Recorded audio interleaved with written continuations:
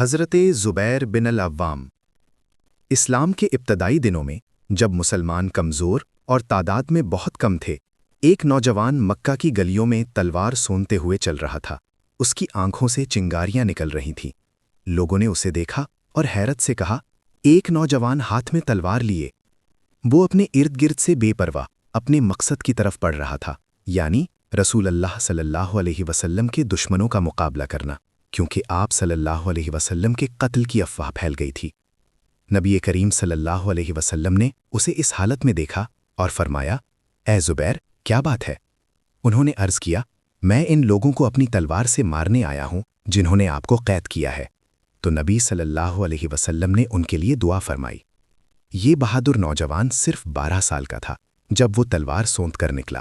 وہ پہلا مسلمان تھا جس نے اللہ کی راہ میں تلوار نکالی۔ حضرت زبیر رسول اللہ صلی اللہ علیہ وسلم کے خاص صحابی حواری تھے۔ ان کے والد عوام بن خویلد الاسدی تھے، جو ام المؤمنین حضرت خدیجہ رضی اللہ تعالیٰ عنہ کے بھائی تھے، اور ان کی والدہ صفیہ بنت عبد المطلب تھیں، جو نبی صلی اللہ علیہ وسلم کی پھوپھی تھیں۔ یوں انہیں نبی صلی اللہ علیہ وسلم کے پاکیزہ گھرانے سے ماں اور باپ دونوں طرف سے نسبت حاصل تھی۔ حضرت زبیر رضی اللہ تعالیٰ عنہ نے حضرت ابوبکر صدیق رضی اللہ تعالیٰ عنہ کے ذریعے اسلام قبول کیا۔ کہا جاتا ہے کہ وہ چوتھے یا 5ویں شخص تھے جنہوں نے اسلام قبول کیا۔ وہ ان 10 خوش نصیب صحابہ میں شامل تھے جنہیں جنت کی بشارت دی گئی۔ اسلام قبول کرنے کے بعد کم عمری کے باوجود انہیں سخت اذیتیں دی گئیں۔ ان کے چچا انہیں چٹائی میں لپیٹ کر لٹکا دیتے اور نیچے آگ جلاتے تاکہ دھواں اور گرمی انہیں تکلیف دے، مگر وہ ثابت قدمی سے کہتے، میں کبھی اپنے دین سے نہیں پھروں گا۔ حضرت زبیر رضی اللہ تعالیٰ عنہ نے 2 ہجرتیں کیں، پہلی حبشہ کی طرف اور دوسری مدینہ کی طرف۔ وہ ہر وقت رسول اللہ صلی اللہ علیہ وسلم کے ساتھ رہے، اسلام کی دعوت اور جہاد میں آپ کی مدد کرتے، اطاعت کرتے اور ساتھ دیتے رہے۔ اسی وجہ سے انہیں رسول اللہ صلی اللہ علیہ وسلم کے نزدیک بلند مقام حاصل ہوا۔ نبی صلی اللہ علیہ وسلم نے فرمایا، ہر نبی کا ایک خاص ساتھی حواری ہوتا ہے، اور میرا حواری زبیر ہے، یعنی میرا خاص مددگار اور قریبی ساتھی۔ غزوہ بدر رمضان کے مہینے 2 ہجری میں اسلام کی پہلی بڑی جنگ ہوئی، جسے یوم الفرقان یعنی حق و باطل میں فرق کرنے والا دن کہا جاتا ہے۔ مسلمانوں کی تعداد 313 تھی۔ ان کے پاس 70 اونٹ اور صرف 2 گھڑ سوار تھے، جن میں ہمارے ہیرو حضرت زبیر رضی اللہ تعالیٰ عنہ بھی شامل تھے۔ دوسری طرف کفار قریش 1300 افراد، 100 گھڑ سوار اور مکمل اسلحے کے ساتھ غرور و تکبر میں نکلے۔ اس کے باوجود صحابہ کرام نے نبی صلی اللہ علیہ وسلم کے گرد جمع ہو کر عہد کیا کہ وہ ڈٹ کر مقابلہ کریں گے۔ اللہ تعالیٰ نے ان پر نیند طاری کر دی تاکہ انہیں سکون ملے، پھر بارش نازل کی تاکہ انہیں پاک کرے۔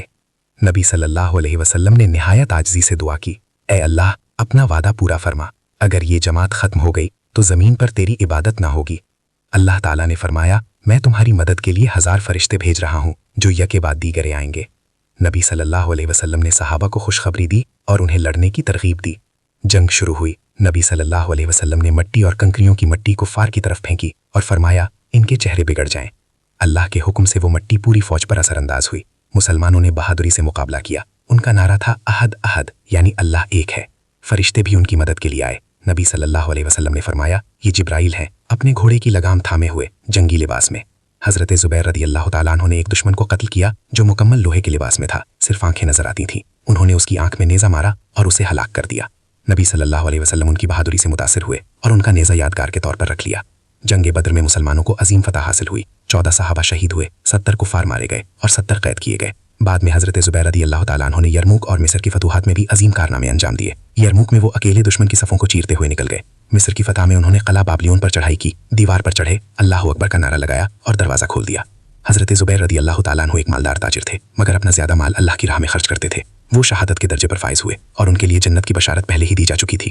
وہ ایک مثالی نوجوان، ایک سچے مجاہد اور ایک عظیم انسان تھے جو اپنی زندگی اسلام کے لیے وقف کر گئے۔